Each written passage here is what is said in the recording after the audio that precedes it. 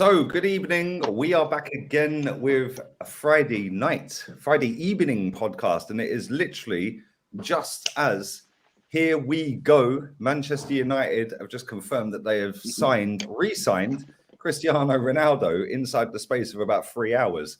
Amazing what you can get done when you actually want to get it done, isn't it?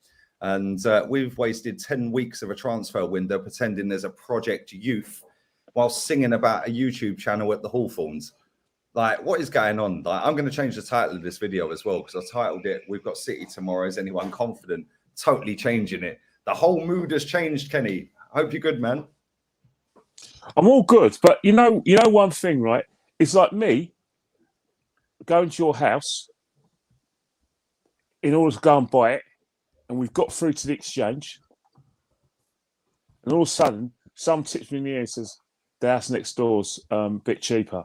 So you go around there, you go and exchange and complete, and I'll leave you there standing. Now, it's probably nice to see Man City lose and not get what they want all the time. You know what I mean? They didn't get what they want with Kane, and then they haven't got what they wanted with Cristiano Ronaldo, who I believe was, the way Man United have done this deal, it seems like this was always a smokescreen and that he was always going to come. But you know what? Just shows you one thing, right? I know what you're going to say. I can guarantee you're going to see a lot of activity this Tuesday involving our football club. I can't see anything else. Mate, this is the Banter Club. We'll come on to it in a second. Jez, how are you, mate? I know you've had technical issues and that, so... Yeah, I'm very annoyed with it, actually, because... it's been working perfectly. Get a software update the other night when we were doing the fan cams, and after it all played up, I pressed the button to upload it, and ever since then it's been giving me grief. So I really don't know what to do. So it's on the old iPad tonight with the AirPods. Sorry, I call them AirPods as well. Well, I can hear you perfectly, mate. But no, there's only one place to start. And I know this is an Arsenal podcast. Obviously, we have got a game against Man City tomorrow, but there is literally only one place to start, and it is the talk of the town right now. It's the talk of every single person on the planet, pretty much, especially in the football community. But Ronaldo, Kenny, said that he wanted to best leave player in the world. Well, I disagree with you on that. I think Messi, but of course we do. That's a debate we can have. That's another debate we can have an international week if you want. But we're not. Mate, listen. Messi. I'm not even going to go there. Let's just move because we'll be here for about 3 hours. But no, honestly, in terms of like Ronaldo leaving Juventus, it was again just as much as Messi leaving Barcelona was kind of a well-kept secret. I think this one was a well-kept secret as well. There was always talk about Juventus not being able to afford his wages because of COVID, and there was other situations where, they probably looked at their investment and said, right, he's only going to be a good investment if we win Serie A or the Champions League. So seeing they won neither, and they about struggled to get into the top four, so the Champions League places last season, it was always going to be kind of a parting in the ways. Another thing as well, I don't think the Messi thing going to PSG had any bearing on Ronaldo's decision to leave Juventus. But what it has done is that it kind of illuminated it and probably accelerated it anyway. Ronaldo wants to go play at clubs which he generally believes he's got a chance of winning the Champions League or winning a league. With Man United buying Jadon Sancho, buying Rafael Varane, already having Fernandes and also having Pogba, and let's face it, a reasonable squad, it was a no-brainer for him to join them in terms, and the most important thing as well, Man City have a regimented style of play. Man United don't. They still, a bit like us, they haven't got a clear playing style. But whatever it is, it's attacking. And I suppose that's going to suit Ronaldo. So their playing style for the next 2 years is just going to be based around Cristiano. Yeah, 100%, mate. What shocked me is the fact that, obviously Man City were flirting with him, didn't want to pay a 30 million euro fee. And then Man United, bang, inside 3-4 hours, have just gone and got that deal done, literally done, and they've not stopped. And they've just gone, roll. Let's get this tweeted out as quick as we can. Let's put it everywhere, because now they've got their fan base on side. And I put a tweet out saying that, and then let me come to you on this. Yeah, their fans stormed that stadium and got that biggest game of the season against Liverpool called off. Right. Since then, they've gone and signed Cristiano Ronaldo back again. Yeah, and even though it's only 30 million euros, he's on nearly 500 grand a week apparently. Yeah, that's now 40 million over 2 years. That's now 70 million. Yeah. Then add in the agent fee, which let's say is 10 mil. That's now 80 mil. A few bonuses and image rights. We're touching 90 million pound on this. Yeah. Right? They also signed Jadon Sancho, and they've signed Raphael Varane and I think Tom Heaton. Yeah. So when our fans are sitting there saying Project Youth, yeah, I get really peed off with it, because it's like Man United fans went and protested and they took the mick. They were smashing up the shop. I don't condone all of that, but they were smashing up the shop and everything. Yeah. And our fans, we're back at the game. Let's take selfies back at my second home. Yeah, that has really wound me up. And if you look at the money that we have spent, Jez, and the money that they have spent, they have literally spent about 30 million quid more than us this summer. And look at the 3 players they've signed. What do you make of it? It just really sums it all up, doesn't it? Really. I've been looking at various places where fans have been making comments about the Cronkies haven't given them any money. Well, they have. Let's be fair, they have. But the difference between Man United, Man City, Chelsea is they buy quality. Now, I'm not saying, I'm not Odegaard. I think we mentioned it the other night. I think he could be good. He's not going to be the next Dennis Bergkamp. We all know that. So let's forget that one. Let's move that aside. But Man United were in a mess, possibly still are, but they move, your favourite saying, as a big club. Arsenal do not anymore. Chelsea move as a big club. Man City. Liverpool have been quiet this time, but it just sums it all up and puts it into perspective of where we are so badly managed, from the top hierarchy down to Arteta. It's a bloody joke. We are not going to move forward. So all you deluded people out there who think we're going to be in the top 6, fucking forget it, because it ain't going to happen. We had a great result the other night, and I actually was scratching my head to think, well, when was the last time that we won 6-0? And I think, I might be wrong, Kenny, Lee, you might be able to put me right on this. I think it was December 2017 against Bate Borislav in the European League. Borisov. Yeah. I think that was the last time we won 6-0. I could be wrong. Was it anybody probably correct? But, we've got two things. Ozil scored a hat-trick in that game. No, it was... that was Ludogorets. Ludogorets, yeah. Ludogorets. Yeah. But, we've got 2 trophies to go for this year. Yeah. We've got the Carrier Bag Cup and we've got the FA Cup. And that's it. End of story. Man United, got a lot more to play for than we have. They got Europe. They've got the FA Cup. They've got the League Cup, which I don't think they'll bother with. And they've got the Premier League. We're not going to win the Premier League. And God knows when we will. Do you think that makes them in a race for a title now? I would put them up there. Yeah, I think they've got a chance. To my mind, there's 4 teams in it: Man City, Man United, Chelsea, Liverpool. That's me up for it. Yeah. So I wouldn't write them off, to be fair. But come on, people, let's get it real. We ain't in it. I reckon. If Arteta is still here at Christmas, and God, I hope he's not, and we've got Conte in, I can honestly see us not even finishing 8th. Honestly, not 8th. I reckon it'd be more like 10th, 12th. Yeah, I think we'll finish 10th or below, because I think some of the comment. Big up to everyone watching. There's 750 watching real quick. A lot of people in the chat are saying like they've signed Ronaldo for less than we signed Martin Odegaard, like in terms of the fee.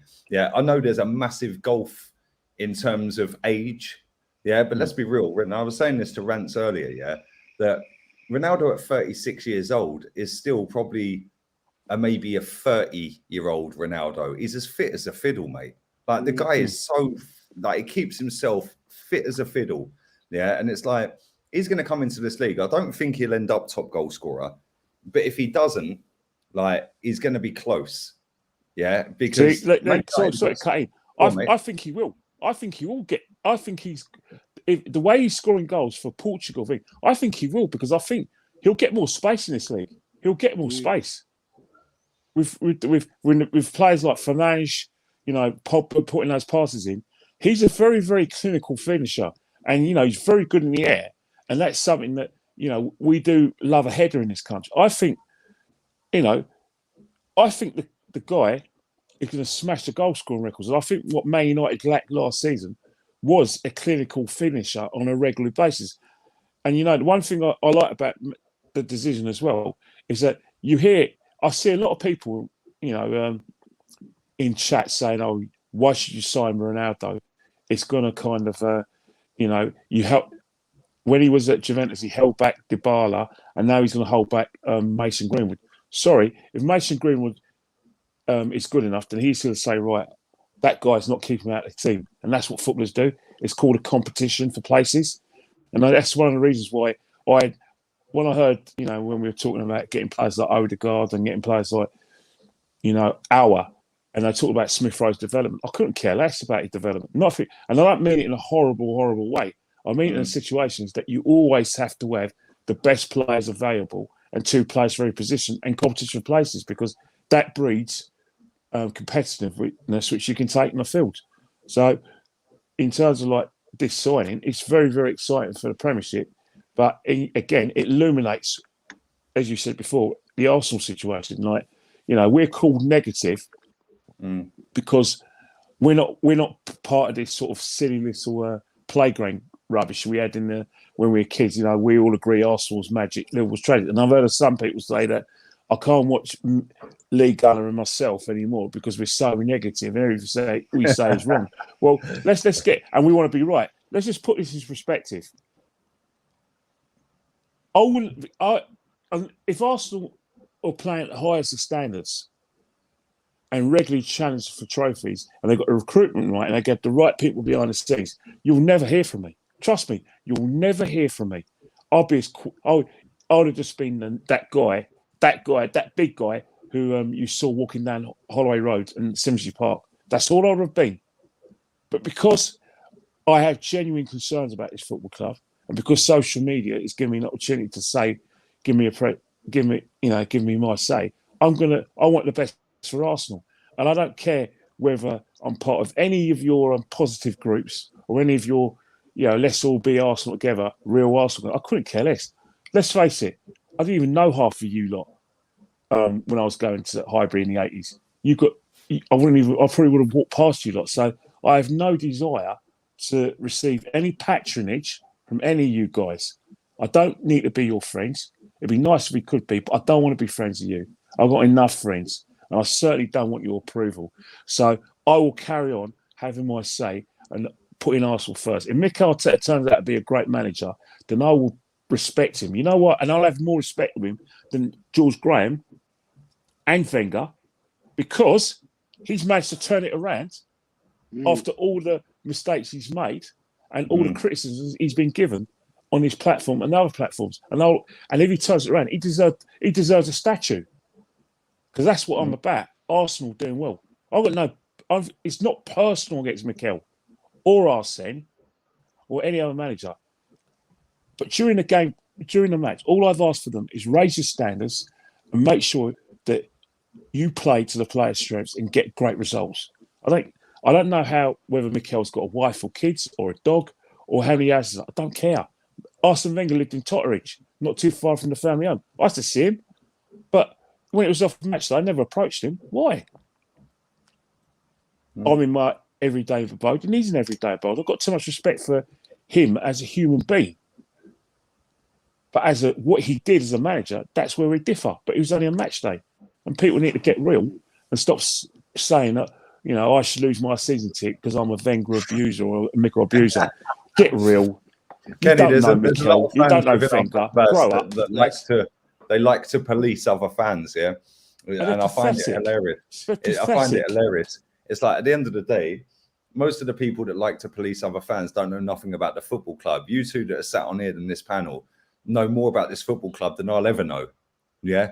And the fans in the chat, whether you're Arsenal or not, are going to be educated by having you two on this channel and giving you two a voice to put your thoughts out. And the funny thing about it is people can sit there and say, oh, don't go to that person, or he's negative. Like somebody said to me yesterday, or today, I think it was, saying you're the worst Arsenal fan. I said, well, that's quite some achievement, mate, because there's 76 million of them in the world, and I've come top. Mikel Arteta can't come top in a 20-team league.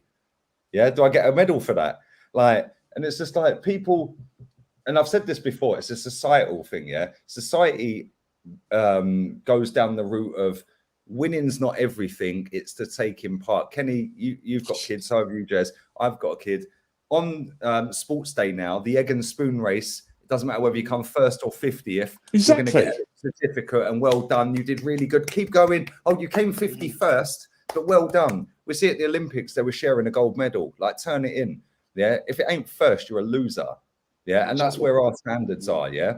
And the thing is, the club have sucked into that. They've peddled it. They've pushed it. And a lot of our fan base, I'd say the majority of our fan base, didn't see the era before Arsene Wenger took over.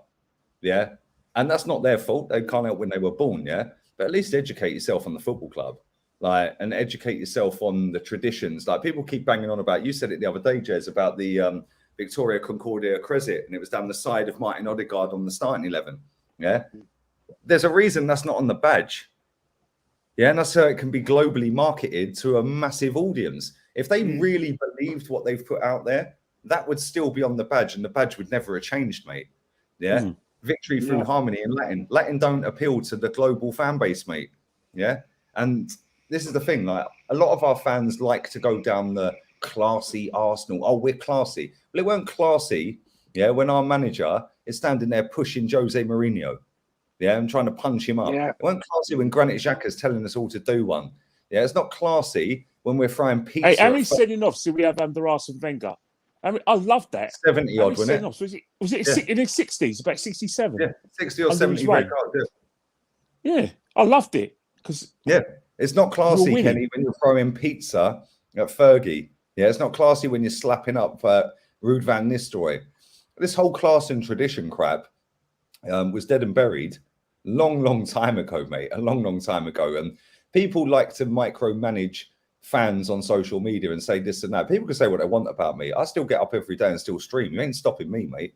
Yeah, I'm living within the parameters of the platform. Exactly. And you're sat on the parameters of the platform that you're sat on within the rules and regulations, and so are you, Jez. Yeah. End of the day, our fans were sat at the Hawthorn singing about AFTV, get out of our club. Why weren't they singing about the owner? Exactly. Yeah, that for me was hilarious. Like, listen, they can think what they want and cool about that channel. Yeah, that's their opinion. But you weren't singing at the Chelsea game when Josh was at the game. You weren't singing about the owner at West Brom. Why? What, is Robbie and that channel now the biggest issue at this football club? Come on. Yeah, we've just seen some of them it is. But this is the problem. Some of them it is. Exactly. I mean, don't get me wrong. It's only a small. It's only a small show. People need to realise on social media, you don't even cover 1% of our fan base. Yeah, not 1%, not even 1% of the fan base. And just get real. Half the guys I've sat with at Highbury and the Emirates have never heard of Yuli. Never heard of, the only time they know about AFTV is someone shows on a photo. That's about it. Exactly. If you walked into that Emirates Stadium and just walked up to 100 random people sporadically and said, who Lee Gunner is, they'd say no. Yeah, the majority would say no. I'd say pretty much all of them would say no. So I don't know who I am. I'm a tiny dot in the fan base. Yeah, that channel is a bigger dot. Yeah, but it's still a tiny dot. Let's be real, right? There's 75 million Arsenal fans. Yeah, 75 million Arsenal fans on the globe. Yeah, that's without all the other fans that watch from other clubs. Yeah, and subscribe. Now put all of them together, you're talking maybe 1 billion football fans. Yeah, they got 1 million. Why are people so concerned about that channel? Like, I genuinely do not understand it. It makes no sense to me. Yeah, and like, I just find it funny, man. I genuinely do. But Jez, let me come to you, man. I want to read this comment out. Man United, Ronaldo, Sancho, Varane, Arsenal are 129 million waste. And big up to you three. If you add up how much they've spent on Ronaldo's fee, Sancho's fee, and Varane's fee, it's there or thereabouts what we've spent. Yeah, obviously they're a bigger football club. They've got a bigger pool. They've got a better squad. It's debatable whether they got a better manager or not, because Man United fans will tell you he's shocking, but we don't like the manager here. But they've gone out of their way this summer to shut their fans up, and now that Glazer out movement's dead and buried. Yeah, what do you think it's going to take for us to get to that point? Where, like, how bad does it have to get, and what do we have to do as a fan base to move it on so that we can go and do what Man United are doing? Because they've shut their fans up big time this summer, mate. For us to move on with our fan base, as I see it right now, we've got to somehow achieve major success. All right. Arteta fluked an FA Cup, and he did fluke it, let's be fair. We scraped that one. That, to me, is not good enough. I love the FA Cup. I was brought up in the FA Cup, so, you know, and we've won the FA Cup more times than any other team. But to get peace back, as I call it, in the fan base, we have got to start to achieve much more success. We've got to get back into the Champions League. Without the Champions League, Arsenal are not going to go forward. I endorse what Kenny said. If Arteta was to suddenly turn this all upside down and suddenly become the messiah of Arsenal, yeah, I'd support him. You know, it's not personal, as Kenny said. It is not. I've got nothing against the bloke personally. I just do not think he's good enough to manage this club. I've seen it now for 20 months. He's had his pre-season. He's been crying about. He's spent big money. Well, the club has spent big money. And, you know, come on. Ben White, Ramsdale, Lokonga. It's not really in the same league as Man United, is it? Let's be fair. And I just can't see it, Lee, at the moment moving forward. And I still say, and I'll say it again, the management structure at Arsenal with Edu and all that is just so wrong. They're clueless. They're not going to take us forward. And until that all changes, like I put in the WhatsApp group, apparently the PSG owners are interested in, the Qatar owners, are interested in buying Arsenal. How true that is, I don't know. But until we get some sort of new structure, management, I can't see anything changing. I honestly can't. It's kind of depressing, really, because like we've got so many people within our fan base, and this is a great comment as well, by the way. Yeah, pick up DJ Crane. The majority of our fan base needs to hit puberty, but you know what? It's not just. Listen, if you was to survey Arsenal fans for their age, yeah, I guarantee that's probably the case. The majority are teenagers. Yeah, I guarantee it, especially on social media. The majority are teenagers or early 20s, yeah. And they're the ones that are a bit of an issue at times because they've never seen us be great, but they've seen us play great football under Wenger in 08, 07, 09, 2010, 11, whatever. But they've never seen us really win anything. And all they've heard is excuses for a decade about Chelsea spending money, Man City coming into it. Yeah. Oh, referees. Oh, Ramsey broke his leg. Oh, this person's broke his leg. Oh, it's a disgrace. Everything's an excuse. Top 4 is a trophy. Yeah. So it's no coincidence that when you look on social media, the majority of our fans, number 1 are kids and number 2 are fucking losers. Yeah. But then sorry, can I just make a comment? Sorry to interrupt you. You've summed it up there perfectly. I was watching. I had a couple of hours free the other day, and I was watching some comments. Robbie interviewing players outside the Emirates after the Chelsea game, and a couple of youngsters on there, 19, 20, general fans, and these guys are stipulating that we have to give Arteta another season. I mean, you can go and look at it yourselves. I mean, I sat here, I was having a cup of tea, and I thought, have you not seen enough? We lost to Brentford. We had a shocking game against Chelsea. We played a third string West Brom, and everybody's like, there was actually a guy on there today, made the classic comment. We've got our Arsenal back. Against a third string West Brom. Really? Anyway, sorry to interrupt you. No. Go on, mate. You're fine, mate. Listen, this show's about you, not me. So, and listen, people in the chat, big up to everyone. 1,100 watching. Make sure you go and follow Kenny Ken 1972 and Jez as well. What's your Insta? Collins.jez. We'll leave it at that. Let's move on. But yeah, big up to everyone who's put a donation in as well. Make sure you subscribe to this channel. And Lee, don't say anything like, don't use the word donation there. I've seen people that actually have it typed across the scroll bar. Make sure you put a super chat or a donation in so you can guarantee your comment read out. Yeah, I see other channels that have got 200k plus subs saying, yeah, make sure you put your donations in, guys. We'll read them all out at some point throughout the stream. I've never actively asked for one, but people cry, oh, you profit off a loss. Yeah, I'm profiting. Hang on it. There was one guy, I won't mention the guy's name, last year.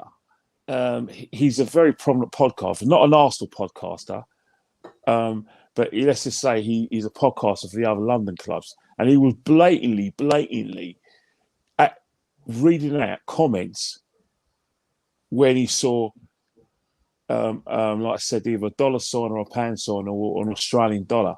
And that's when he started reading them out. He didn't read out any other comment, even though those comments were very valid and football related.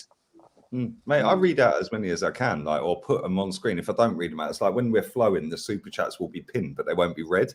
And people understand that. But at the end of the day, I don't ask for them. If people want to do it, that's up to them. And I actively tell people don't do them.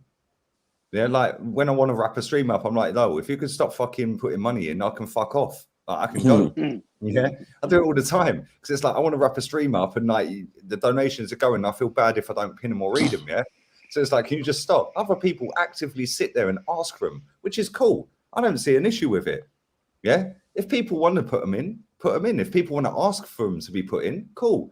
But unfortunately, within the football social media sphere, it's forbidden. You can't ask for money. You can't watch any other genre on YouTube on live streams. They're actively telling you, don't donate to this because they take 45%. Here's my PayPal. Donate to that. It goes straight in. I get all of it. Yeah. Donate to my what's the other one?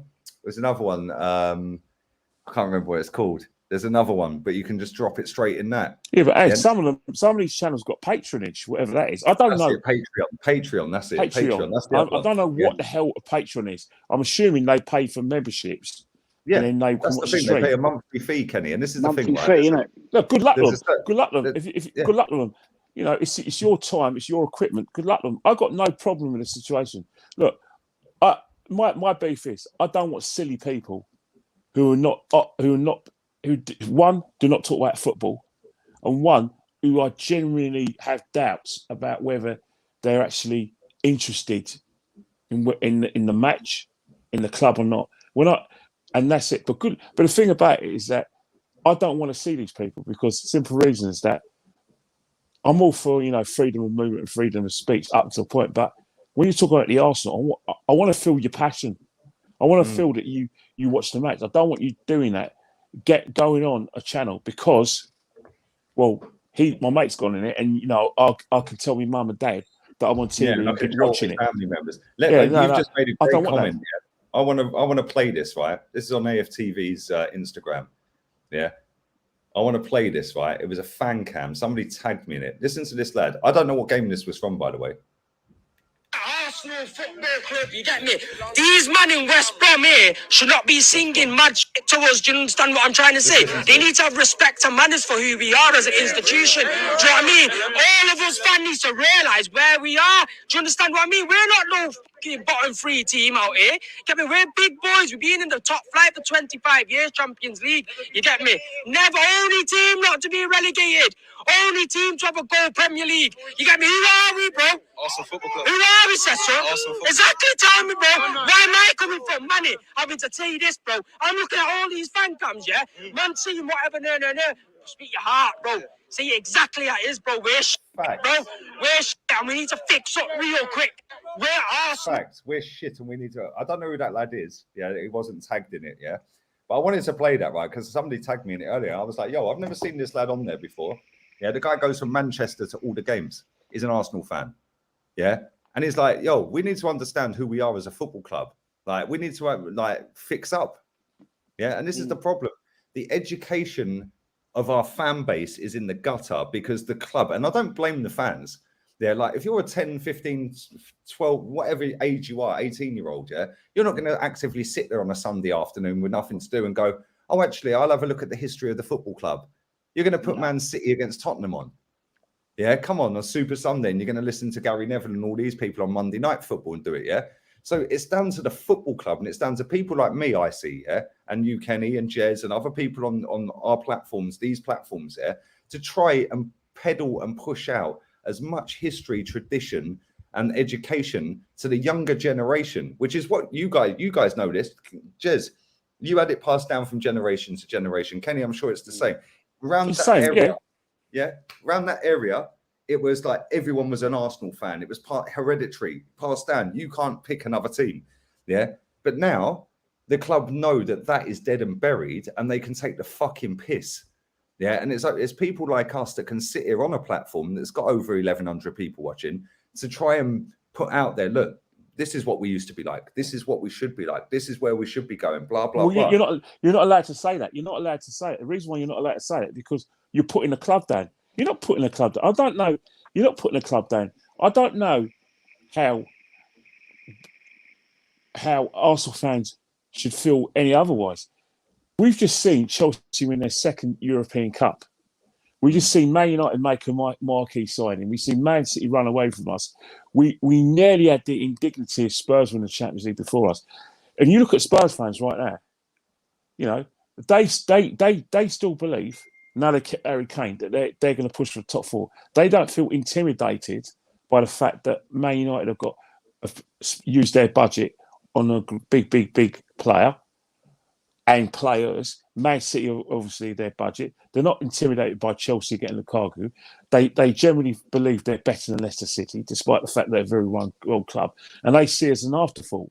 They have genuine belief in their situation because they know that they've punched above their weight to get to the top four. Because if you look at the Tottenham, and I hate the club of passion, and I wish they suffer all the time, but they haven't had the big expenditure and budget that we've had, not just on player transfer fees, but in terms of salaries. Everyone knows that, you know, the biggest elephant in the room regarding both to Seven Sisters Road is that we were outspending Spurs in players' salaries, and players like Danny Rose went, hang on here, we've got the top four consistently. We go away with England, and this guy's owned 3 times as more than me. And that was, but they still will manage to get in to compete on that basis. And what I want for Arsenal is to have that mentality. Look at West Ham. Throw in a comment here. I think it was about maybe 4 or 5 years ago. My best mate Paul, who I lived 5 doors down from in Avenel Road, he had an idea, and he contacted Arsenal about doing a channel called, I think he just came up with a name. It was called Arsenal History. He had this idea of being with Arsenal and doing an education channel about the history of Arsenal with me and another guy. Arsenal Football Club, whoever, replied back, we don't think it's relevant. Hmm? Why would you not There you think go. it's relevant? Why do but fans? it's not. It's not. Though it's not. If you go on their YouTube channel, I can tell you right now. I could go on their YouTube channel, and in lockdown last year, they dropped a Dennis Bergkamp documentary, a Martin Keown documentary. I think there was a Thierry Henry documentary, and there was a few others. Yeah, I think whoever else there was, I can't remember. If you actually go and have a look, and they blocked me on their channel from commenting, right? Because Why? the I'm Thierry blocked Henry as well. one, I'm blocked. yeah. But Yeah, how, the how can Thierry you Henry block? one. What for? I'll tell you why, right? The Thierry Henry one and the Dennis Bergkamp one got loads of views, millions of views, whatever it may have got, yeah? The Martin Keown one got next to no views. It might have now, but at the time, after 5-6 days on a channel with over 2 million subscribers, that had 20,000 views. So I commented on it, and I watched the whole documentary, and I commented on it. I said, this is a scandal, how this has only got 23,000 views. Yeah, maybe if you used your social media platforms, yeah, to educate a global fan base, people would understand, appreciate, and watch Martin Keown. Yeah. Oh yeah, you But know what's they one thing, instantly right? blocked me. Yeah, but you know one thing, right? That's Ain't one of the interested, things. Kenny. And that one thing, and that's one of the reasons, right? I remember someone telling me, right, and I was aghast, and he told me one of the reasons why he hates AFTV. I am And listening. I couldn't, Need a slash. I'll be back I in couldn't 1 minute. argue what he said. He said that Liam Brady, the institution, was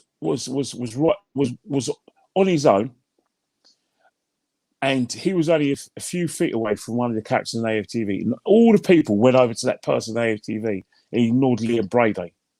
Liam Brady, they ignored, and that's one of the that's the thing. I don't understand, and that I get the kind of the dissatisfaction with in terms of like younger people are more interested in like social media. But again, it stands to the club. We're a club built in history, but one thing I want them to do is talk about our history, but I also want them to talk in a way that said, right, let's replicate that. Because I think what we did in 1971 and what we're doing in 2004 is that we're living off the past, and rather than using that past to motivate us to things, I think it's like, I don't know whether it's the Arsenal way. It's like we're scared of competing. We're scared of taking that risk in terms of like not so much the expenditure, but in terms of like breaking a bank. For like to get the best people behind the scenes, and also break the bank in terms of a player. And I think one of it's a hard one. They're saying players won't come to us to get into the champ because we're not in the Champions League, so we can only spend such and such. But I'm thinking, well, why don't you just take a risk and just go all out and try and get yourself in that position in the Champions League, and then once you're in there, you can stay there for 2 years on a regular basis and use it as a base to challenge for the league.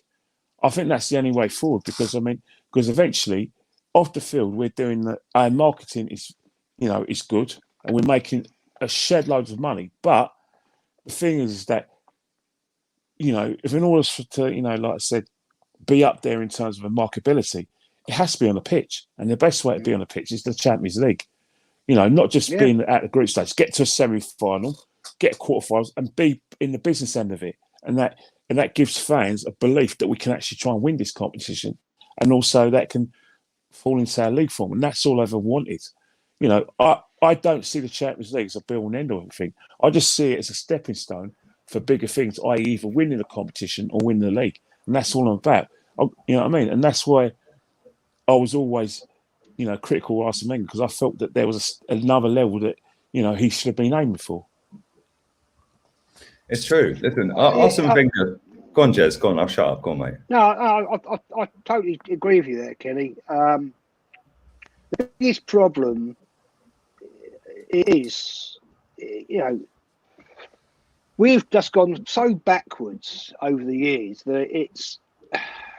I honestly sit here, and I'll be truthful. I'm 60 now, and I am honestly thinking, how will I ever see Arsenal win the league again? How long will it be? Because There have I'm been desperate for it. periods. Yeah. We went 18 years. You know, Yeah. when I was 17, on my 16th birthday, I only thought I was ever going to see Liverpool win the league. And when we won the league in 1989, I was so shocked. I thought I wasn't brought up to thinking that we're capable of doing something like that. And then we won it in 91. I thought, yeah, this is our level. And then we topped off a bit.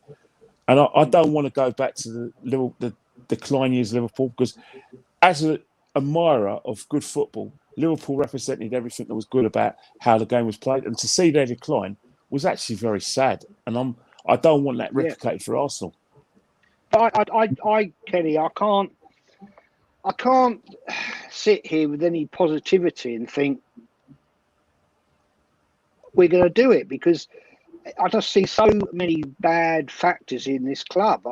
It's not, I'm not going to sit here and berate the players. We have got some very, very good players, but we've got some bloody awful players that are still here and shouldn't be here. Why haven't they been sold or kicked out? But it goes deeper, doesn't it? It goes deeper than that. We've got back when Arsenal were poor in my lifestyle, really, really, really shit in the 70s. At least there was still passion and love for the badge, and we had a management structure that were trying. Yeah. What we had then was what were some very good players who had got older and just weren't good enough anymore. But we bought some proper crap as well, and it was just not going forward.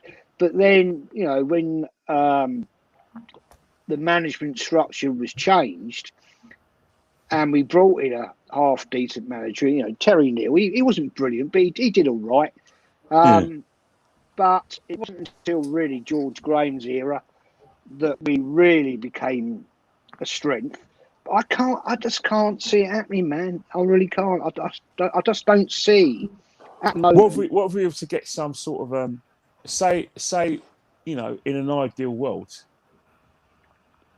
someone from like the Middle East came to the football club, and he came with the same sort of like mentality, where he did his homework, not just on the football club, but he did his homework on who were the most successful competitors to Arsenal. I think, right, they're doing this right, and I want this to replicate. This at Arsenal and that so vice versa. Because, I always, obviously we spoke to our, good friend Tony Rolfe. I think you know him, Jez, as well. And one of the things he said that was really poignant, he always says that Abramovich knows nothing about football, and that Chelsea just didn't just come with all these ideas. All he did was copy everything that was working within the rivals, i.e. Arsenal and Man United, in order to replicate into Chelsea successfully. And that's what I said on the channel was, thanks for Highbury Squad for having me on, by the way, Sophie. I still need to watch it, by the way. I'm going to watch that tomorrow. And Kevin, it was good to have a chat. Really respect our chat. Big up KC. Well. KC won titles at this football club, Kenny. Exactly. But what I said to them is that I reminded them that Cobham is based in London Colney. Their academy is based on a successful academy, and that off the field they took Peter Kenny from Man United, the best contacts, and that's what they took Ryan Robert. And I'm trying to say that whoever takes over from Arsenal has to do that. You can't be a force in football without having a strong, like I said, structures off the field, because the manager needs to have strength off the field in order to have the right budget, in order to have the right players. There'll all be disagreements, and it's probably going to be a 2 or 3 year deal, but you have excellence off the field, and off the field, it shouldn't matter. Man City and Chelsea are at the top of their game because they are excellent in the right positions off the field. Totally true. Yeah, and smash the likes up, everyone, and make sure you are subscribed to the channel, and keep sharing the content around. I will be back again tonight later on. I'm going to be popping out for a bit, but I will be back with another vlog. If you haven't checked out yesterday's, go and check it out. I fucked up. I streamed while it was dropping, so the views are dead. Yeah, which was never a good idea. But Arsenal Muppet Twitter needed a third roasting, so I couldn't help it. But I was listening to what you guys were saying when I went to the toilet, and the thing is, like, if you look at Arsenal's social media accounts, and we will come on to the game at some point, but if you look at Arsenal's social media accounts, I want to share this. I want to share their Twitter account, right? Because this is the sort of shit they peddle out there to 18 million people on Twitter. Right? And I'm sure this is going everywhere. They still haven't dropped an official Granit Xhaka statement yet. They did it on Facebook, but they haven't done it on here.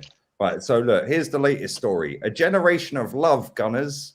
Yeah, keeping it in the family. Meet Dan and Akin. Yeah, I know it's another lovely sob story. Yeah, and I'm sure they like the guys are lovely and all that. Yeah, but like, what's this got to do with the fucking shirt they're wearing, mate? Like, you're trying to peddle a fucking brand new football shirt. Create with Adidas. How about create a winning mentality and create a title winning team? Yeah, I don't want to hear about this guy's story. I'm sure he's a nice fella in that, yeah? And I'm sure he's like living around the corner from the ground and goes every week in, week out, and has done. He's teaching his kids. Good luck to him, yeah? What the fuck has that got to do with that shirt? Yeah, they're only doing it so you go, oh, what a fucking lovely guy this is. He lives around the corner. Yeah, he goes everywhere. Oh, I'll buy the shirt. Like, this is the kind of shit they peddle out here, and it pisses me off, lads, right? Look, who was that in training? Yeah, I don't know who that was, and I'm not going to watch too much of it because I'll get done for copyright. Yeah, but like, look, here we go, the Ramsdale prop. Yeah, like, come on, seriously, it's like shit like this just winds me up. Like, every single week, yeah, we get the same shit peddled on this. It's always, and if you noticed, right, it's always the same faces they keep putting on these pictures. Yeah, like, look, Kieran Tierney building up to Saturday. Yeah, nobody's going to cuss that picture because it's got Kieran Tierney in it. Yeah, Mohamed El Neni. Oh, another fucking sob story. My journey started from here. I'll never forget that, mate. You're in the last year of your contract. Why are you even on the fucking socials? Yeah, what's this one? Yeah, I'm sure that's probably a young kid. Who's that? Oh, it's Reece Nelson. Why is he still here? Yeah. A Aubameyang prop. You've gone 12 months with being shit. Yeah. How about stop tweeting? Yeah, look, it will be a massive lift to go up against Manchester, against the champions, and get the win. It will change the narrative a lot. Well, it won't if we get fucking hammered, mate. Yeah. Look at him. Does he inspire you one bit? Like, look, seriously. I just look at this fucking social media that the club do, right? Sorry, Kenny dropped out. I was on a different page, mate. Yeah. I just look at this social media that this club do, and they are not interested one fucking bit about. It's all about let's just market it, let's dress it up. You got to realize what one thing is that we're doing what Man United did after Fergie left. I don't think they did it on purpose, but I think in terms of like when the Glazers first went to the club, Chelsea were very dominant. So basically, they had the budget where they budgeted for third place and for Man United to come out of the Champions League group stages when Glazers first bought the club 16 years ago. But what happened for them is that surprisingly, Fergie got his second win, where he built a team around Ronaldo, Rooney, and Carrick, and Vidic and Ferdinand and Van der Sar in goal. To the extent that they became dominant again. So obviously the expectations came, and they got to European finals and won at least one of them. So that's the situation. But after Sir Alex left, they've gone back to the marketing where they actually budget for finishing third, and then getting into Europe Champions League as much as they can. And I think that's what we're doing now. We're budgeting because at the moment, they believe that, all right, we would like us to win the league. We'd like us to get in the Champions League, but it's not going to happen. So this is going to be how we're going to do it. We're going to aggressively go down the Path B route, which is marketing. 100%. And that last super chat I just pinned a minute ago that said we've lost a whole generation. We've probably lost two generations. Yeah, we've lost the generation that have now supported Chelsea instead. And now we're losing the generation that are supporting Man City as well as Chelsea. Yeah, so it's now that we've lost two generations. The generation that we got that supported us because Thierry Henry, Vieira, Arsene Wenger, yeah, then what happened is Mesut Ozil signed for this football club, which is one of the worst things that could have fucking happened to this football club, because then all of a sudden it was then infiltrated with fucking idiots, that are more interested in fucking assist stats and fucking pass accuracy. I don't give a shit. How many goals do you score? Yeah. What do you do for the team? What do you bring for the team? I've got eyes and I use them. Stats can then back up what I'm seeing, and they did for him. Yeah, people can bang on about, assists this, assists that. People keep crying about. To be honest, sorry, Kane. I always believed, right, that was a given. Creative midfielder creating chances was just like me getting in the morning and getting dressed. I didn't realise that was actually the most difficult thing to do. I've always been brought up on people like Brian Robson, who scored goals from midfield. David Platt. People like Frank Lampard in his later years, but all the midfielders that I used to watch in the sort of 70s and 80s, they were all in the goal, scoring goals, loads of goals from midfield.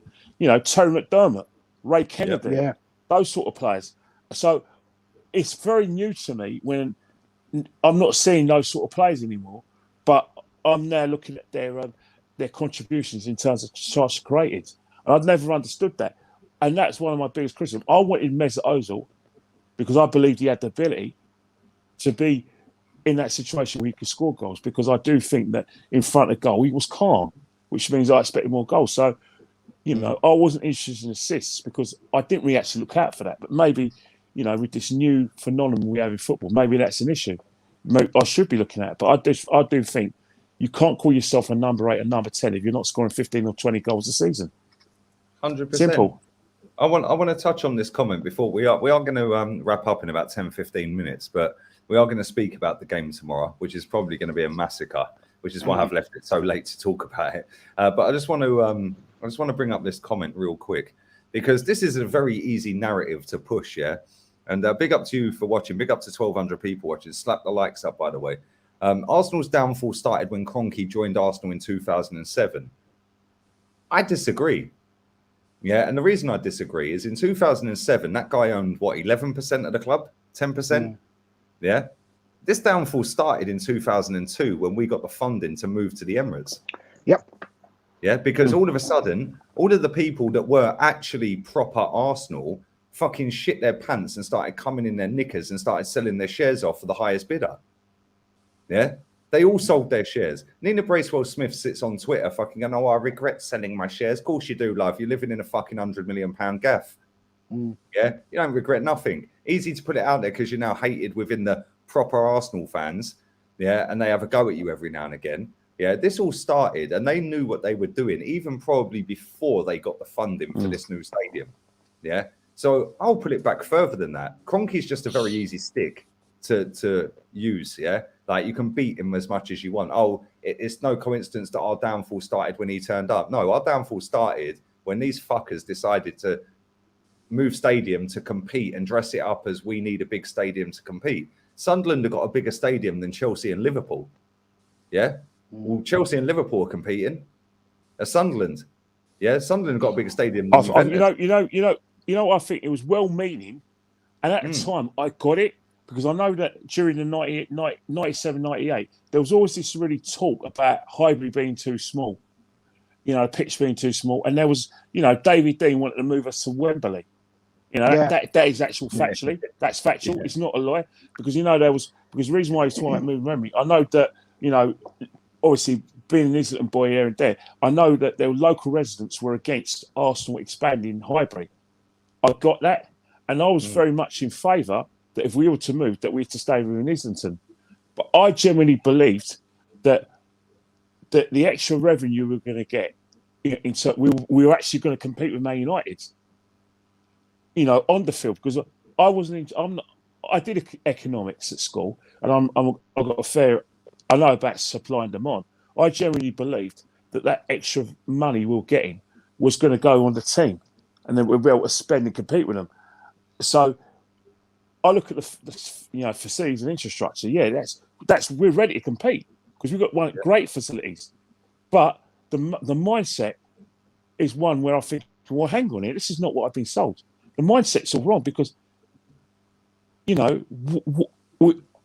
the Emirates Stadium now rather than a grand or tool to compete with the big clubs? Is it just a money-making machine where we can be commercially viable and that transcends everything we want to do in a pitch? Because because that's not what I was sold. I wanted to move because I thought we would compete and spend the hundreds of millions of pounds in the transfer market every year because we had the extra revenue. That's why I was all for it.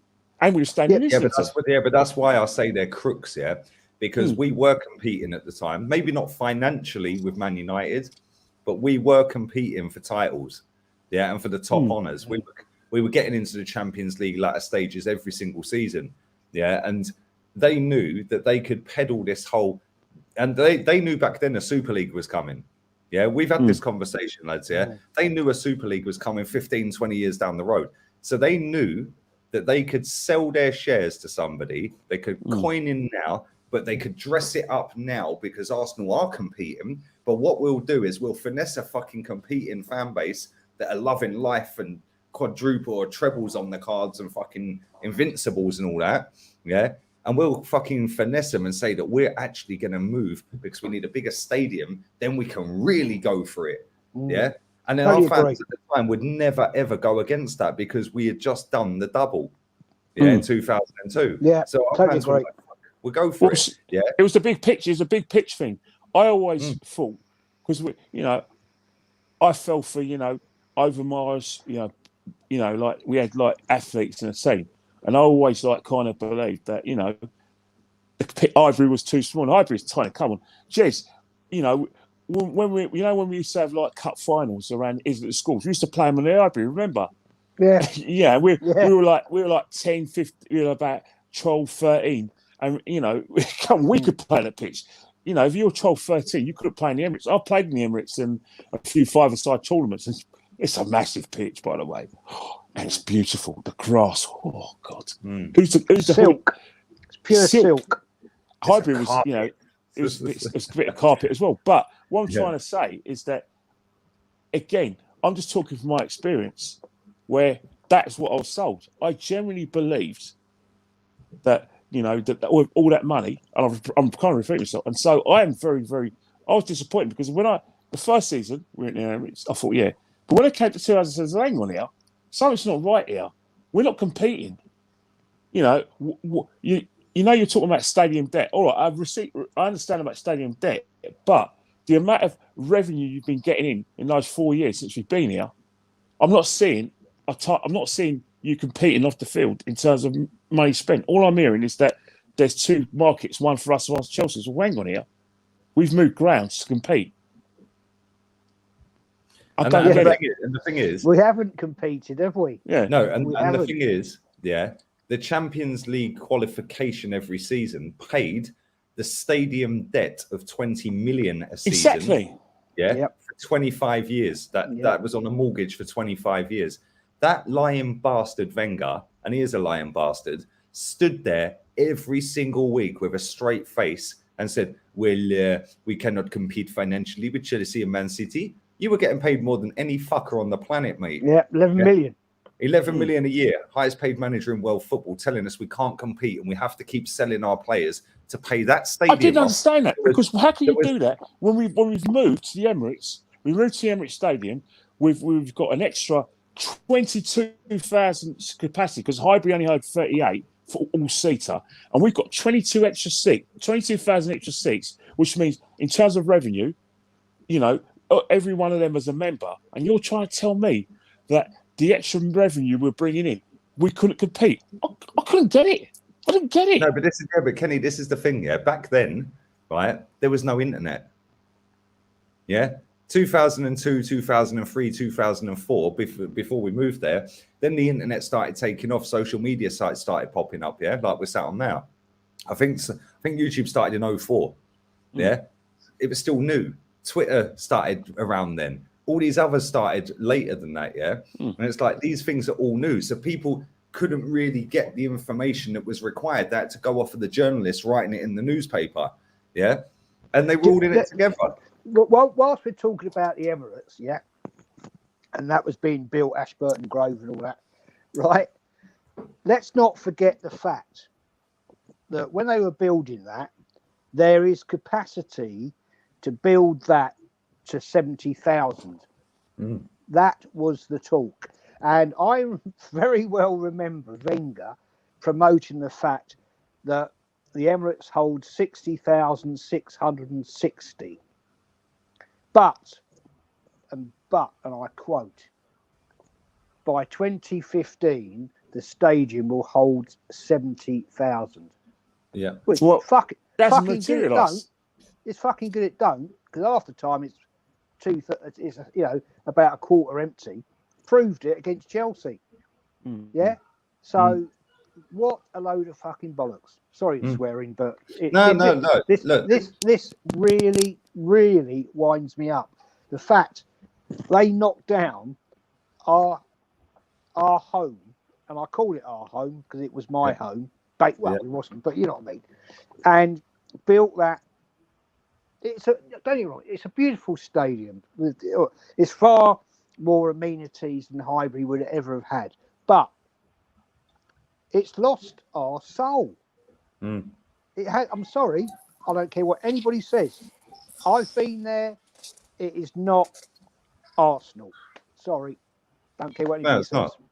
No, it's not. And they've done that because they knew, like I said about the Super League, they knew that Sky Sports were pumping money after money after money. BT Sport had just come along. They knew that the money was coming in, yeah? You got the Emirates deal. You've got Adidas or Nike, whoever we were with at the time. They knew that money was going through the roof. Nike, wasn't it? Yeah, that's it, Nike. Yeah, they knew the money was going through the roof.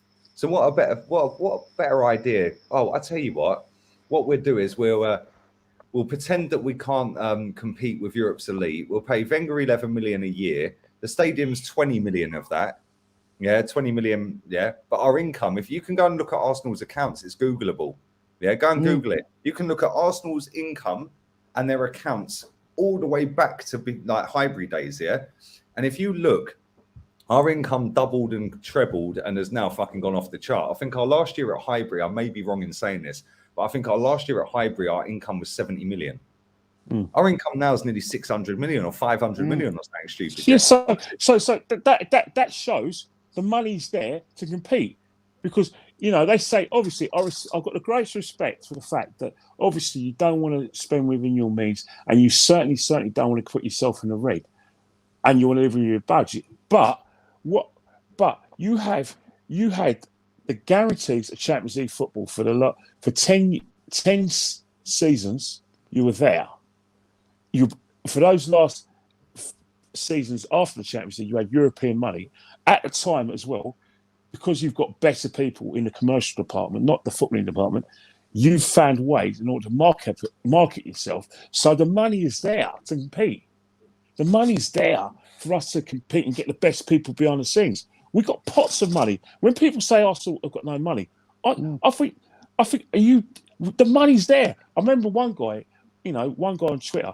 I know him, and he's very full-flighted business, very much an Evans over fan. You know he is anyway. Yeah. And one of the things me and him used to talk about the ground, he said, Ken, we got pots of money. And he'd be really like forced with it. And he's shaking. He said, we've got pots of money. And he's right. The money's there. The money's there. So, big up to Marble Halls as well. He says all the big six have expanded grounds or built new grounds. Well, Chelsea haven't.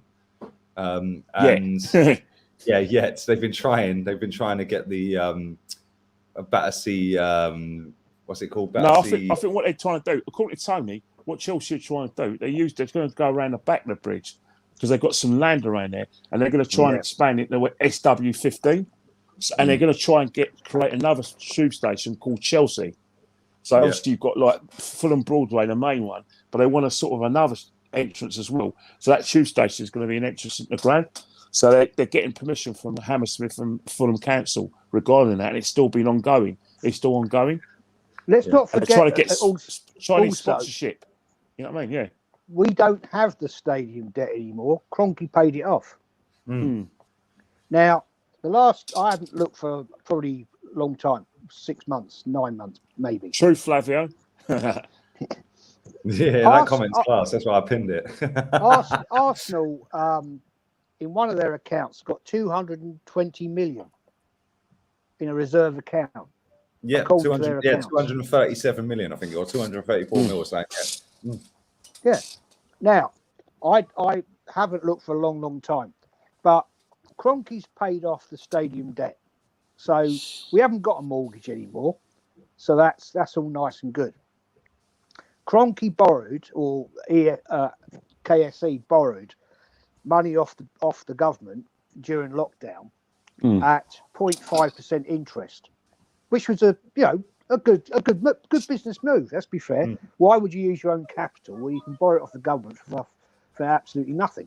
So we can't blame lockdown and all that on causing problems for the club. My question is this: it is purely, and I'm boring people by saying this. I am boring people. We have directors of this club who have been here far too long, don't give a shit. They're just living off their dividends and have made millions and millions and millions, Lord Harris and people like that, out the club since the 70s. And we are going nowhere because of people like this. And they're not interested. Do they ever even go to the fucking games? I doubt it very much anymore. Lord Harris is more interested in fucking horse racing, mate. Yeah, exactly. So all the time we have this background management and poor people in what's his fucking name? Rana and Edu and that Garlic. Can somebody please tell me where the fuck are we going to go? I'll tell you where. I think it's new ownership. It's got real quick. You know what's happened, right? Is that as much as it's new. It's got to be new. If the standards are not as high as we'd like, and we've given the Kroenkes many chances, and we even they had a bomb up their arse from ESL. The best thing for them to do right now is to sell the club and get someone who's going to get the best people behind the scenes. Because look, we don't care if the owner don't know enough about football, but like the classic saying in any business, I didn't go to Harvard, but I employ people who went to Harvard, and that's got to be your mentality. And that's like you said earlier. That's what Roman Abramovich done. He was buying Tottenham, and he flew over Chelsea and said, "What's that down there?" And they went, "That's Stamford Bridge, Chelsea." He went, "Chelsea," and they went, "Yeah, that's a really posh area in London. Yeah, I'll buy that." Literally, he was going to go and buy fucking Tottenham. Literally, an hour later, job done. He's signed and bought Chelsea. Yeah. I'm fucking glad he didn't buy Tottenham. I'm glad he didn't Tottenham, but what he did is but you both say I'm glad he didn't buy Tottenham. What's the difference between Chelsea apart from postcode? They're still a London club. We shouldn't be priding ourselves on being the biggest and best in that city, yeah? And instead, because them lot are in West London, it's all right. Yeah, it's all right. No, it's not all right, Lee. It's not all right. No, you're missing what I'm saying. You're missing. No, I didn't mean it. I didn't mean it in a rude way to you. Yeah. I just mean as a fan base. And I'm talking about the fan base as well. That's how I answered it. Yeah. Can you imagine? Can you imagine having fucking Abramovich owning Tottenham? It would be finished. Can you imagine them winning the Champions League before us, or come to the Emirates and thrashing us regularly? That'd be just too much to take. And you know what I mean? But that's the thing. The thing about it, right, is that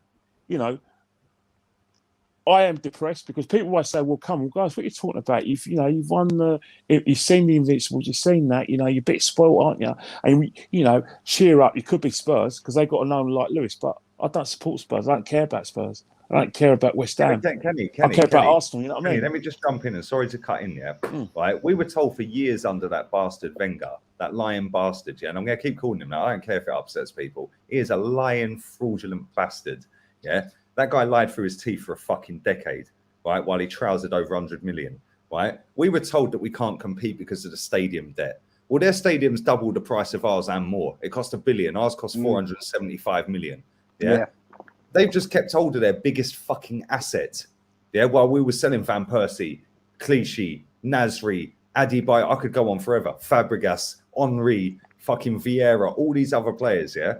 Right. And they have just done £50 million on the best centre-back in Serie A last season. Yeah? If that alone doesn't tell you that we've fucking been lied to for a decade or more, then I don't know what to say to people. Exactly. Like, come on. They've kept their best player, the biggest asset, he's worth more than any of our fucking players were back then. Yeah, because of the way the Yeah. market's moved. You They've just signed a know, £50 million centre-back, and the the other thing stadium's is, worth more than ours. you see, the thing is, my beef was never ever about selling those players. I could take that because I genuinely thought, right, 1 in, 1 out. I get that, but I still believed that you still had the squad to try and compete if you could just update your tactics. My thing with Arsene was always been footballing reasons. It's never been about that. I could, I do believe that, yeah, obviously they were sold, but I don't think that all those players we sold were sold against their will. I think only about maybe a couple of them were sold against their will, and the others were more than that elite. In fact, they kind of agitated for moves anyway.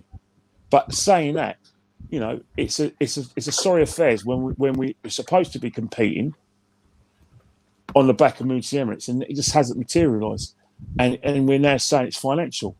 And I've never been able to get my head around that. And it's painful because, I wanted to move to the Emirates because I generally believed in what, first for footballing reasons, bigger pitch, which Arsene wanted. Because believe it or not, I was a massive Arsene Wenger fan. Yeah, I think we all were, Kenny. Let's be real. I think every Arsenal fan back then was a Wenger in, weren't we? All these Wenger apps, right, Wengerins, right, who have Arsene in their monocles, I know how they feel because I was like them. I worship the ground that man walks on. If he told me to go and walk, do 500 laps around Suicide Bridge, I would have done it because I would have thought because it was him. That's how much I worship the man. But let me ask you this, right? Let me ask you this, right? Because we were selling all these players, and I do want to wrap this up soon because I want to go out and I need a shower, and it's 7:20, and we ain't even spoke about the game. This is what happens when you get 3 proper Arsenal fans together, and a whole chat full of Arsenal as well. Where is it? There was a comment. I've lost it. Yeah, I wanted to ask you this, right? Because Sean Dyche came out, or it came to light a couple of seasons ago, I think it was last season, that he gets a percentage of the profit on player sales. Yeah, do you think that Wenger was on the same deal, which is why we kept selling all our players, because we were buying Fabregas for $500,000 compo and selling him for 30 mil? We bought Vieira for 3.5 mil. We sold him for 15, 16 mil. Yeah. Do you think he was on that deal? Because I personally think he was. I think he's also got shares in this football club. Yeah, until Stan. Well, not anymore, yeah, because we've got 100% owner. But I do think I doubt that happened because I think I don't think Arsenal would have done that because of what happened with Georgie. Because even though it's an agreement and it's legal and it's ratified and legal, I don't think the club are going to want to have anything to do with any kind of like compromise in terms of like managers getting any percentages out of any fees after, because we got George, all intents and purposes, got caught in the act, isn't it? So I think maybe that. But I do find it a bit interesting that Sean Dyche is getting a legalised bung out of every transfer. Yeah, that's a bung he's getting. Read you out from one of your new fan cameras, Lee. This is what we should have at Arsenal. As a young fan, lovely young lady. I'm just going to read this out to you, okay? She just sent this to me. Hello, Jez. I just wanted to say that I respect you so much. My granddad passed from COVID at the start of the year, same age as you, and I know everything because of him. And it was his legacy. Huh? Sorry, Jez. The whole stream cut off. Say that again. Start again, mate. Sorry, the internet went. Yeah. It says it's this is from Gracie, yeah? Gracie May, lovely young lady. Hello, Jez. Just wanted to say that I respect you so much. My granddad passed through COVID at the start of the year, same age as you. And I know everything because of him about this club. It has been his legacy he's given to me. And I've watched you for a while now, and honestly, you've helped me with my grief because listening to you reminds me of him. Reminds me of how much I love this club. Keep doing what you do. It's the voice of the true fans at the club that will make a change. Big up. Come on. Well big said. Big up, Gracie. Now, Gracie, it's people like you that at the tender age that you are will make a difference. Because you 100%. are... Well, she's a true fan. She's got it in her heritage. And thank you very much, Gracie. That's a very kind comment. But sadly,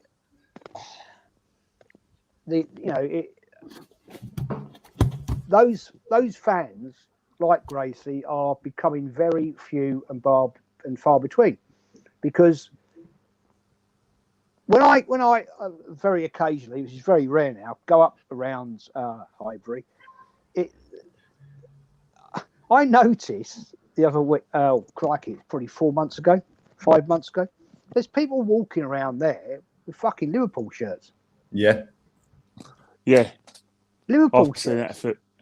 Walking past the old Highbury. I mean, fuck me, that would never happen in my day. Mate, never. I think in our defence, I think what's happening is that when we were kids, we only had like the big match at 2:30, match of the day at night, just after Starsky and Hutch. Why is that one them jumpers? And do you remember the and jumpers? that was it. And we had like on the ball and football on focus. The ball, yes. Now they got wall-to-wall football, and you know, I think I don't blame these kids. You know, they're football focused. You know, the reason why I always will give these youngsters a chance because they educate me. Because some of them they watch so much football on YouTube, especially for other leagues, is that the amount of people who contact me and say, "Look, this player, come on, Arsenal, get him," and I'm thinking, "You sure?" I said, "Please, I beg," and I watch them, and they're actually right. So, I just, that's one thing. When I hear about, Gracie loving the club and everything, it's things like that we really need to start competing so we don't lose people like Gracie and the youngsters who send me videos as well. You know what I mean? I'm desperate for that. To know what we're about. Throw this in the mix. I put up on the WhatsApp group the other day about what happened at the Marseille-Nice game. And the only reason I recorded that game because I knew Saliba was playing. Why the fuck is that guy not playing for us? Yeah. That boy is absolute quality. Why is he out alone? Mikel don't rate him.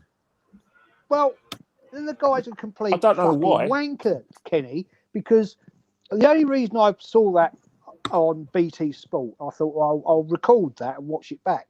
Unfortunately, the game was abandoned because it all kicked off. But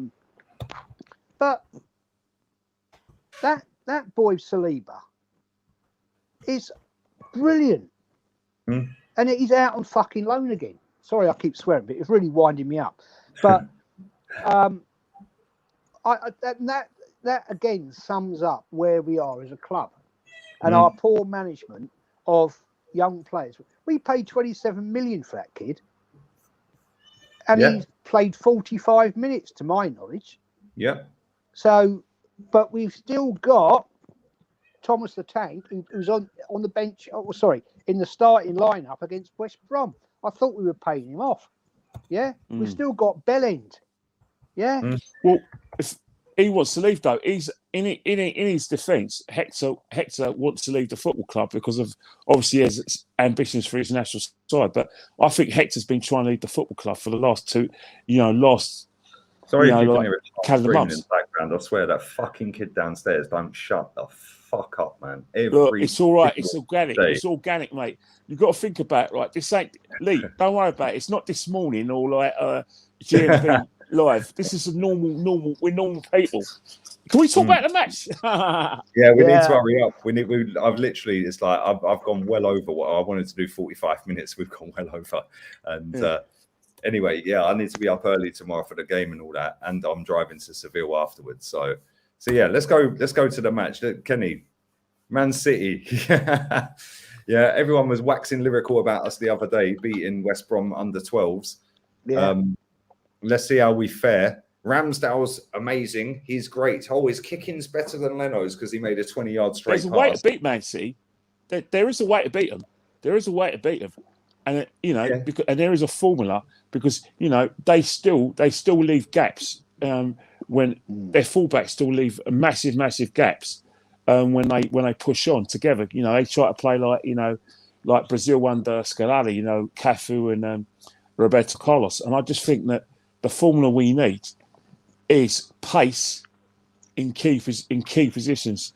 Not one runner for midfield and 3 really quick players in the front 3. And the ball has to be moved quickly because, yes, we're going to have to defend, but we have to accept invitations that come our way. And when we are on a counter-attack, it's got to be quick. And not only has it got to be quick, the pass has got to be accurate. The movement's got to be up to it. And if that means us risking getting offside, then forget about it. Don't worry about that, because we've got to be able to turn the Man City defence. If we play and try to keep the score down, then eventually, once they score first, then it'll be an avalanche of goals. So we need to have the mindset of having something up their sleeve in the front 3 to actually hurt them and be competitive in this game. What do you think, Jez? I've got 2 views, but basically, if the players can play with the freedom that they had without Arteta shouting from the tight sideline, and they can play with freedom, we have got quality players. Let's be fair, we have beaten Man City. It has been done. It can be done. And I hope we do. I really do, because we need to kick on. If we lose our opening 3 Premier League games, and that says it all to me. And he's got to go on Monday morning. But I'm gonna be positive. I'm gonna be positive, and the only way I'm gonna be positive is I'm going for a draw. I'm going for a 2-2 draw. Desmond. It's funny because Kevin De Bruyne seems to always be injured in and around when we're about to play him, and miraculously he comes back and performs like a fucking goat. So yeah, no doubt he will be in with the game. Everyone in the chat's pretty much saying like Man City piping us. There's the odd person saying Arsenal 2-1, sit back like Tottenham did. But I'm going to be positive. I'm going to be positive. I'm going to be positive.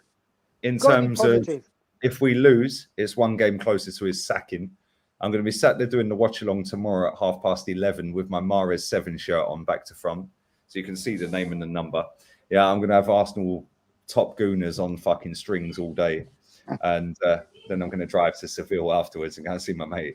But I can't see anything other than a piping. Real talk. Yeah, I genuinely can't. They like you said that we can beat them and we have beat them, but Jez, most of the time we've done that is in a cup semi at Wembley. Yeah. No. We have beaten them 4 years ago. No, that's about 6 years ago with Walcott and Giroud at the Emirates. Yeah, that was what, 17, 16? No, 2015. 2015. 15, even worse. I sit here in 2 thoughts of mind. Realistically, I can see us getting stuffed, but I'm going to be positive. I've got to be positive, because otherwise I'll be so pissed off. Yeah, give me a score prediction, lads, before we wrap this up. I'm going to be positive on a 2-2, negative 4-0. Kenny? Look, the heart says we'll be competitive, but realistically, I think it's going to be about 3 or 4-1 to Man City. But trust me, I'll be running around celebrating if we win, because it really will give us a tonic. It really will make my bank holiday. But realistically, the way we're playing, it's hard. Proper. And I'm going to go 5-0. Oh, ouch. Yeah, because the difference between Man City and Chelsea is that when Man City go 2-0 up, they ain't taking their foot off the gas, mate. They're going to fucking ruin you. Yeah. Tuchel will just go, cool. Yeah, you just managed the game out. Cool. When we need to go and win 5-0, we'll win 5-0. But until then, whatever. Pep, come on, Lee. We have Ben White back. Come on. Crikey. Come on. Is he going to be fit? The good thing about it is he isn't going to have someone. He isn't going to have someone backing into him. No, he'll have Jesus running around fucking off the back of him. You won't have a scoop where he is. Dancing around him, yeah. So, I mean, Sterling will be tapping him in at the back stick again.